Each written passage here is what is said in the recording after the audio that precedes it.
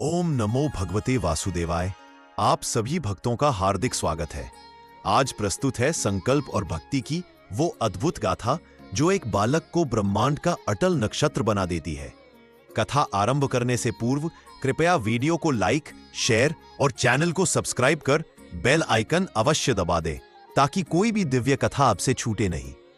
ये आख्यान किसी बालक का हठ नहीं अपितु संकल्प शक्ति के शिखर की गाथा है, जिसके सम्मुख ब्रह्मांड की व्यवस्थाएं भी पूरी तरह नतमस्तक हो जाती हैं। यह उस अपमान की कथा है जिसने आत्मसम्मान को सर्वोच्च प्रतिमान दिया था।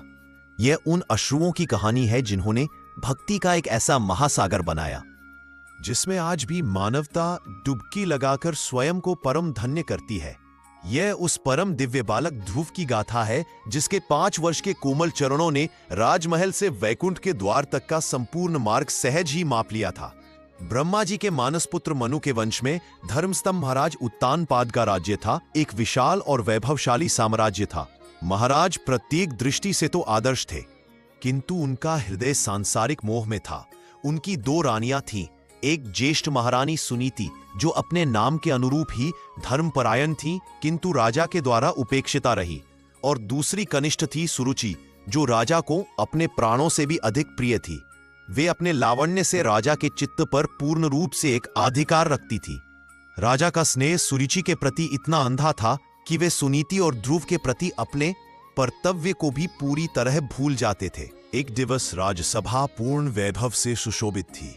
महाराज उत्तानपाद सिंहासन पर आसीन थे। उनकी गोद में सुरुचि नंदन उत्तम क्रीड़ारत था और पिता के वात्सल्य में सराबोर था। उसी क्षण खेलते हुए 5 वर्षीय ध्रुव की दृष्टि उस मनमोहक दृश्य पर पड़ी। उनका निष्पाप हृदय किसी राज सिंहासन का या किसी सत्ता का आकांक्षी नहीं था। वह तो केवल पिता की गोद के एक कोने का अभिलाषी था, जो उसका नैसर्गिक अधिकार भी था। इसी पवित्र भावना से प्रेरित होकर वे बड़ी तीव्र गति से सिंहासन की ओर बढ़ चले, किंतु इससे पूर्व कि वे पिता का स्पर्श करते, ईर्ष्या और अहंकार में डूबी विमाता सुरुचि विद्युत गति से उनके समक्ष आ खड़ी हुई। उन्होंने ध्रुव की कोमल भुजा को कठोरता से पकड़ा और झटक कर उन्हें नीचे धकेलते हुए सभा के समक्ष विष बुझे बाण चलाए। अरे धृष्ट अभागे बालक, इस सिंहासन पर बैठने का दुस्साहस कैसे किया तूने? यह सौभाग्य केवल उसे ही प्राप्त होता है जिसका जन्म मेरे गर्भ से हुआ हो। तू तो एक उपेक्षिता की कोख से जन्मा है।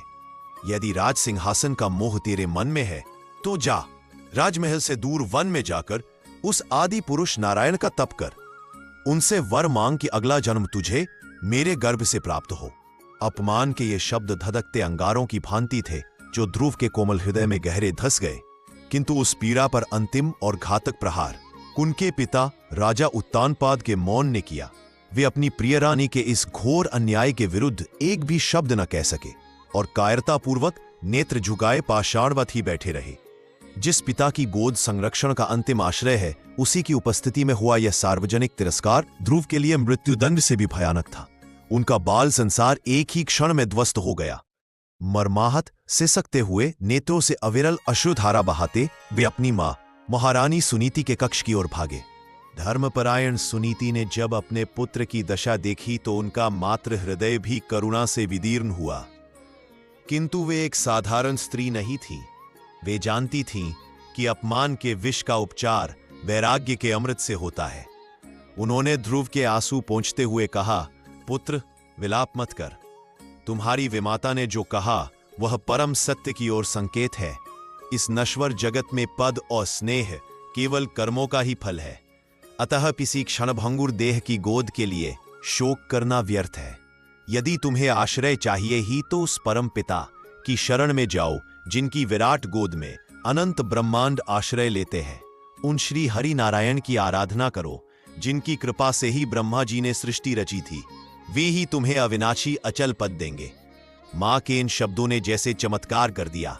उन्होंने अपमान के विष को भक्ति के अमृत में बदला। ध्रुव के भीतर सुप्त क्षत्रिय चेतना जागृत हुई। अब उनके नेत्रों में आंसू नहीं, दृढ़ संकल्प था। उसी क्षण उस 5 वर्षीय बालक ने राजमहल के वैभव का परित्याग कर दिया और अविनाशी पद की खोज में वन की ओर निकल पड़े। उनके इस अलौकिक निश्चय को देखकर देवर्षि नारद स्वयं उनके समक्ष प्रकट हुए। उन्होंने बालक की परीक्षा ली, किंतु ध्रुव अपने प्रण पर हिमालय की भांति अड़िग थे। उनकी दृढ़ता से अभिभूत होकर नारद जी ने उन्हें ओम नमो भगवते वासुदेवाय महामंत्र की दीक्षा दी और यमुना तट पर मधुवन में तप करने को कहा। अब आरंभ हुई मानव इतिहास की कठोरतम तपस्या। गुरु आज्ञा शिरोधार्य कर ध्रुव ने स्वयं को एक यज्ञ अग्नि में झोंक दिया। पंचम मास में श्वास पर भी विजय पाई और एक पैर पर खड़े होकर परब्रह्म में अपना चित्त विलीन कर दिया। उस नन्हे से शरीर से उत्पन्न तपोबल का तेज इतना प्रचंड था कि ब्रह्मांड का अक्ष कांपने लगा और देवलोक का सिंहासन भी डोलने लगा। तब करुणा के सिंधु भक्तवत्सल भगवान विष्णु उस नन्हे तपस्वी की भक्ति से द्रवित हुए और अपने तेजोमय स्वरूप में मधुवन में प्रकट हुए। जब ध्रुव की समाधि भंग हुई तो वे भाव विह्वल थे, उनकी वाणी अवरुद्ध हो गई। तब सर्वज्ञ प्रभु ने वात्सल्य पूर्वक अपने दिव्य शंख का स्पर्श ध्रुव के कपोलों से कराया। उस दिव्य स्पर्श मात्र से ध्रुव के भीतर ज्ञान का अनंत स्रोत फूट पड़ा और उनके मुख से वह कालजयी स्तुति निकली। योन्तर प्रविश्य मम वाचमिमां प्रसुप्तां संजीवयत्यखिल शक्तिधर स्वधाम्ना। ध्रुव के कपोलों से जागृत कर रहे थे। उन्होंने कहा, हे प्रभु, आप ही मेरी सोई हुई वाणी को अपनी चेतना से जागृत कर रहे हैं, जीवन शक्ति प्रदान कर रहे हैं। ऐसे सर्वशक्तिमान प्रभु, आपको मेरा प्रणाम है।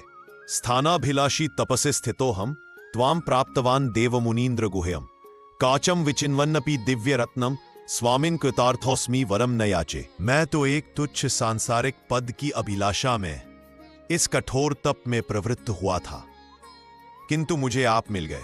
मेरी स्थिति ऐसी है मानो कांच खोजते हुए मुझे एक अमूल्य दिव्य रत्न ही प्राप्त हो गया हो।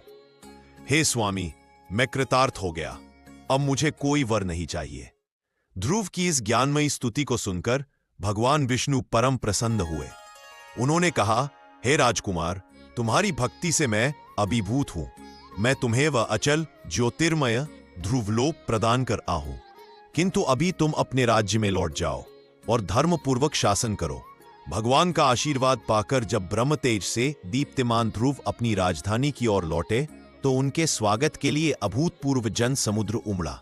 पश्चाताप की अग्नि में जलते राजा उत्तानपाद ने दौड़कर पुत्र को हृदय से लगा लिया। अहंकार से गल चुकी विमाता सुरुचि ने उन्हें अपनी गोद में उठा लिया। संपूर्ण नगर में उत्सव मनाया गया, मानो साक्षात नारायण पधारे हों। राजा ने अपने 5 वर्षीय पुत्र के ज्ञान और तेज को देखकर संसार से वैराग्य ले लिया और शुभ मुहूर्त में बालक ध्रुव का राज्याभिषेक कर उन्हें सम्राट घोषित किया। यह जगत के इतिहास की अद्वितीय घटना थी। भगवान के आशीर्वाद से बालक ध्रुव ने 36,000 वर्षों तक धर्म, न्याय और प्रजा वात्सल्य के साथ पृथ्वी पर शासन किया। इतने लंबे शासनकाल के पश्चात भी उनका मन सदैव भगवान के चरणों में लगा रहा। अंत में जब उनका निर्धारित समय ऊल हुआ तो उन्हें लेने के लिए स्वयं भगवान के पार्षद एक दिव्य विमान लेकर उतरे। ध्रुव ने अपने पुत्र को राज्यभार सौंपा और उस दिव्य विमान पर आरूढ़ होकर अपने नश्वर शरीर सहित उस परम पद ध्रुवलोक को प्राप्त हुए।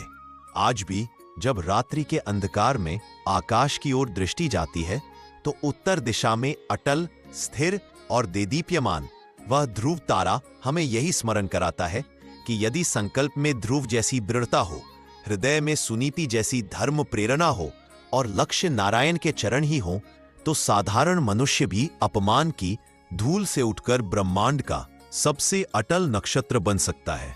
कथा को अंत तक सुनने के लिए आपका हृदय से धन्यवाद। आशा है ध्रुव की यह गाथा आपको प्रेरित कर गई होगी।